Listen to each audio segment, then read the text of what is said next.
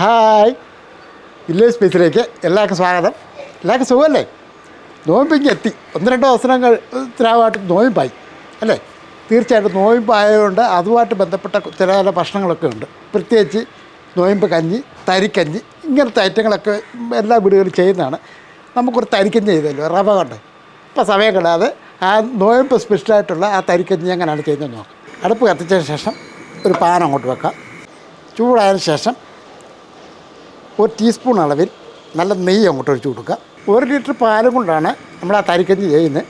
ഇത് ഒരു 1/2 ഗ്ലാസ് റവ, അതായത് ഒരു 6 ടേബിൾ സ്പൂൺ അളവിലുള്ള റവയുണ്ട്. ആ റവ ഈ നെയ്യ് ചൂടായതിന് ശേഷം ഒന്ന് ഇട്ട് കൊടുക്കാം. ഞാനിത് വറുത്താണ് ചെയ്യുന്നത്. ഇത് വറക്കാതെ നമുക്ക് ചെയ്യാവുന്നതാണ് കേട്ടോ. അല്പം നെയ്യ് ഒഴിച്ച് ഈ റവ ഒന്നുകൂടെ ഒന്ന് ചൂടാക്കിയെടുക്കാം.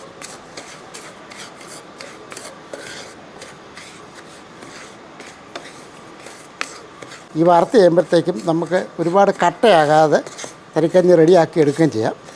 അതുകൊണ്ടാണ് നമ്മളിങ്ങനെ ഒന്ന് വറുത്തെടുക്കുന്നത്. നല്ല വറുത്തെടുക്കുക. കരിഞ്ഞ് പോകാതെ വേണം നമുക്കത് വറുത്തെടുക്കാനായിട്ട്.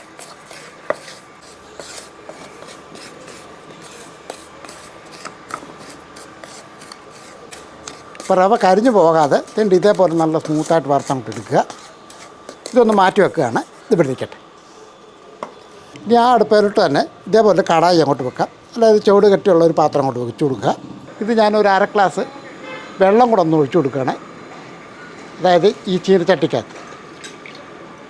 ഈ റമദാൻ മാസം വരുമ്പോൾ ടൗണിലൊരു പള്ളിയിൽ കുറേ വർഷങ്ങളായിട്ട് ഞാൻ പാചകമായിട്ട് ബന്ധപ്പെട്ട ജോലിയൊക്കെ ചെയ്തുകൊണ്ടിരുന്ന ആളാണ്.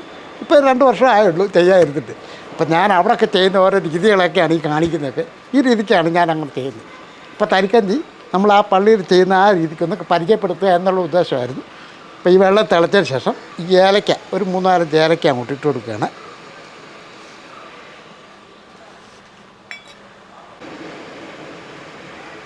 ഈ തിളയ്ക്കുന്ന വെള്ളത്തിൻ്റെ അകത്ത് ഏലക്ക ഇടുമ്പോഴത്തേക്കുണ്ടല്ലോ നമ്മൾ ഇത് റെഡി ആക്കുമ്പോഴത്തേക്കും ഒരു നല്ല മണവും രുചിയൊക്കെ കിട്ടും. അതിനാണ് വെള്ളത്തിൻ്റെ അകത്തോട്ട് ഏലക്ക അങ്ങോട്ട് ഇട്ടത്. നല്ലപോലെ തിളച്ച് ആ ഏലക്കയുടെ സത്ത് ഇറങ്ങിയതിന് ശേഷം പാലങ്ങോട്ട് പൊട്ടിച്ചൊഴിക്കാം.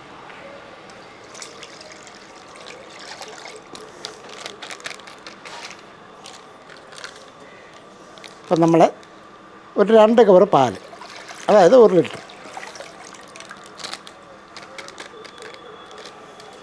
ഇനി നമുക്ക് ഇതിൻ്റെ അകത്തിട്ട് ഒരു 1/4 ഗ്ലാസ് പഞ്ചസാരയും ഇട്ട് കൊടുക്കണം. മധുരം നമ്മുടെ ആവശ്യത്തിന് ചേർത്തോണം.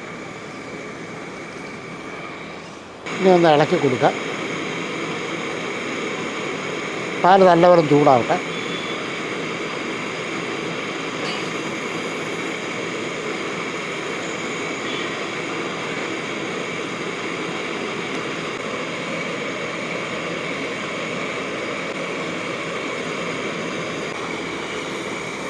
പാൽ നല്ലപോലെ ചൂടായതിന് ശേഷം നമ്മൾ ഈ വറുത്ത് വെച്ചിരിക്കുന്ന റവ ഒന്ന് ഇട്ട് കൊടുക്കുകയാണ്.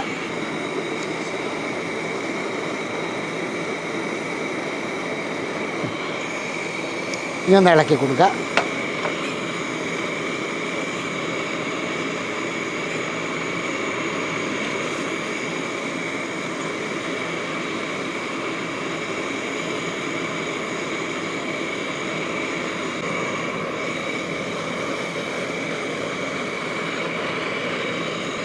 നല്ലപോലെ അടുക്കി പിടിക്കാതെ നല്ലപോലെ ഒന്ന് ഇളക്കി കൊടുത്തുകൊണ്ടേ ഇരിക്കണം.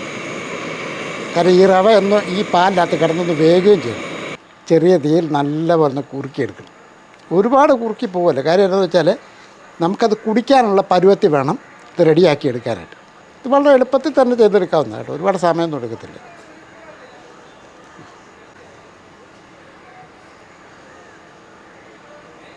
ഇതേപോലെ നല്ലപോലെ തിളച്ച് വരുന്നുണ്ട്. ഈ സമയത്ത് തന്നെ നമ്മുടെ റവയും ഒക്കെ വെന്തിട്ടുണ്ട്. ഇതേപോലെ ഇപ്പം നമ്മുടെ തരിക്കഞ്ഞി റെഡി ആയിട്ടുണ്ട്. ഇതൊന്ന് താത്ത് വെക്കുകയാണ്. ഇത് നമ്മൾ ഒന്നുകൂടെ അടുപ്പത്ത് വെക്കുകയാണ്. ഇതൊരു പാന, എന്നിട്ട് ഒന്ന് താളിച്ചൊഴിക്കണം. ഒരല്പം നെയ്യൂടെ ഒഴിക്കുകയാണ്.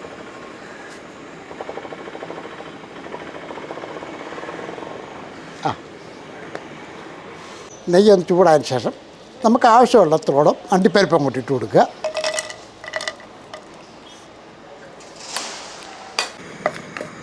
അണ്ടിപ്പരിപ്പിട്ട് ഒന്ന് ഇളക്കിയതിന് ശേഷം നമ്മൾ കുറച്ച് മുന്തിരിങ്ങ ഇട്ടിട്ടുണ്ട്. ആ മുന്തിരിങ്ങ ഇട്ടതിന് ശേഷം ഒന്ന് ഇളക്കി ഇച്ചിരി കറിവേപ്പിലയും ഒക്കെ ഇട്ടിട്ട്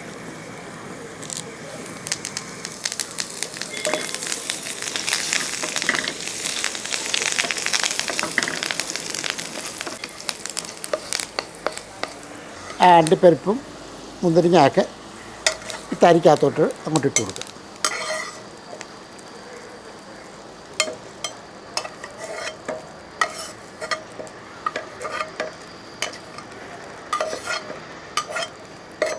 ആ തരിക്കഞ്ഞിക്കകത്തോട്ട് നമ്മൾ അണ്ടിപ്പരിപ്പും മുന്തിരിങ്ങ കരിയാപ്പലൊക്കെ വാർത്തിയിട്ടിട്ടുണ്ട്.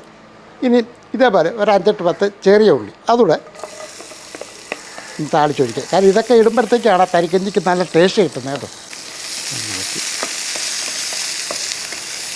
ചെറിയ ഉള്ളിയൊക്കെ ചേർക്കുമ്പോൾ നല്ല ഒരു രുചിയാണ്.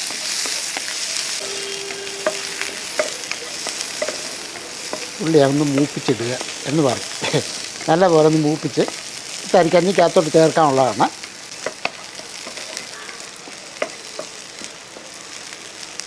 ഉള്ളിയും മൂപ്പിച്ച് ഇതേപോലെ അതിൻ്റെ അകത്തോട്ട് ഇട്ട് കൊടുക്കും. ആ നെയ്യും ആ ഉള്ളിയെല്ലാം കൂടെ അങ്ങോട്ടിട്ട് കൊടുക്കും. ഒന്ന് ഇളക്കി കൊടുക്കുക. അപ്പോൾ ഇത് കട്ടയാകുകയാണെന്നുണ്ടെങ്കിൽ തോന്നുന്നെങ്കിൽ ആ സമയത്ത് തന്നെ ഒരു അല്പം പാലൂടെ ചൂടാക്കി അങ്ങോട്ട് ഒഴിക്കാവുന്നതാണ്. കാരണം റവയല്ലേ, ഇരിക്കും തോറും ഇത് കുറുകിക്കൊണ്ടിരിക്കും. അപ്പോൾ ഇതിങ്ങനെ നമ്മൾ കുടിക്കുന്ന ഒരു ഐറ്റമാണ്. അങ്ങനെയാണിത്. അപ്പോൾ ആ രീതി വേണം ഇത് റെഡിയാക്കി കൊടുക്കാനായിട്ട്, ആൾക്കാർക്ക് കഴിക്കാനായിട്ട് കൊടുക്കാൻ. ഇനി നമുക്കിതൊരു ബൗളിനകത്ത് മാറ്റാം. നമ്മുടെ തരിക്കഞ്ഞി ഒരു പാത്രത്തിലോട്ട് ഒഴിച്ച് കൊടുക്കുകയാണ്.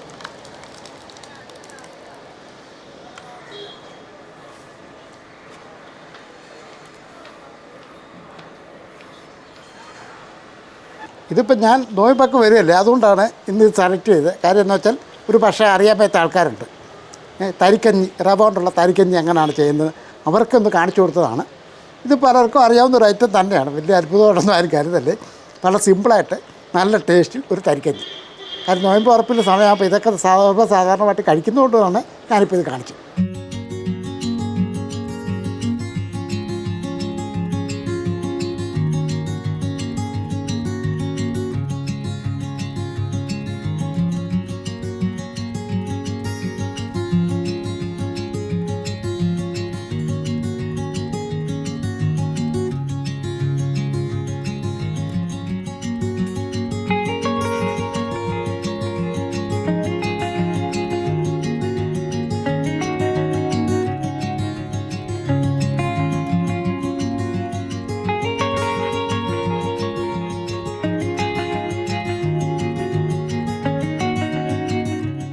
ഇപ്പം നോയമ്പുമായിട്ട് ബന്ധപ്പെട്ട് പല ഭക്ഷണങ്ങളും നമ്മുടെയൊക്കെ വീടുകളിൽ ചെയ്യുമല്ലോ. നമ്മളും അതുപോലെ തന്നെ നോയമ്പുമായിട്ട് ബന്ധപ്പെട്ട് എന്തെങ്കിലുമൊക്കെ നല്ല നല്ല ഐറ്റങ്ങൾ നമ്മൾ വരും ദിവസങ്ങളിൽ കാണിക്കുന്നതായിരിക്കും. ഇനി ഒരു കാര്യം കൂടെ, നമ്മുടെ ചാനൽ സബ്സ്ക്രൈബ് ചെയ്യാനുണ്ടെങ്കിൽ സബ്സ്ക്രൈബ് ചെയ്തേക്കണം. ലൈക്ക് ചെയ്യാനും ഷെയർ ചെയ്യാനും മറക്കല്ലേ. കൂടുതൽ ആ ബെൽ ബട്ടനോട് ഒന്ന് അമർത്തിയേക്കണം. വേറൊരു വീഡിയോ ആയിട്ട് പെട്ടെന്ന് വരാം. ബൈ.